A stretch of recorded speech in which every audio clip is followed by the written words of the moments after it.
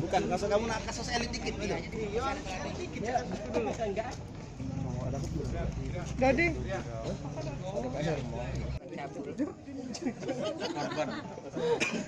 Tak lagi kita ada korban pencabulan. Tapi kalau dengan senang dan senang, ini kan tidak senang. Jadi pencabulan terhadap anak di bawah umur ya. Karena korban itu usianya baru 12 tahun. Yang merupakan adik ipar daripada tersangka.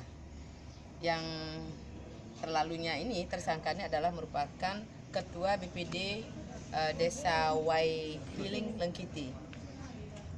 Modusnya adalah suatu hari, siang hari, sekitar pukul 14.00, tersangka ini ya mengajak korban untuk ke rumahnya.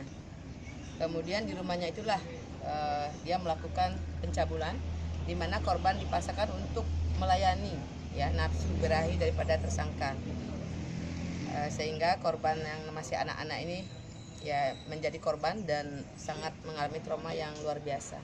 Untuk itulah orang tuanya melaporkan kepada Polres Otu dan melakukan penangkapan. Sudah berapa kali Bu dan apa akibatnya selain trauma Bu? Yang jelas ya dia ini sudah melakukan 3 kali terhadap satu tersangka, ya melakukan 3 kali. Kemudian jelas secara psikologi yang namanya anak-anak itu pasti trauma ya, disetubuhi oleh orang tua yang apalagi badannya sebesar ini. Ya, di samping juga dia merasakan sakit secara fisik, kemudian juga ancaman secara psikologis karena dia mengancam untuk membunuh apabila memberitahu kepada orang lain atau orang tuanya dengan hanya memberikan uang kalau nggak salah 50.000 ya, 50.000 dalam laporan. Aku di bulan 6 katanya ada pelecehan, kata informasi.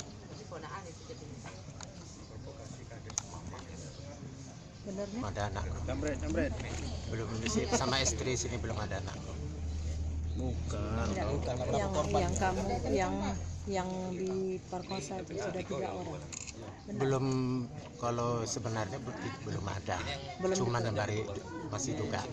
Ya, tapi bener orang 3. Belum ada. Nggak ada. Jadi kamu apa kan itu? Diapain aja kok bisa?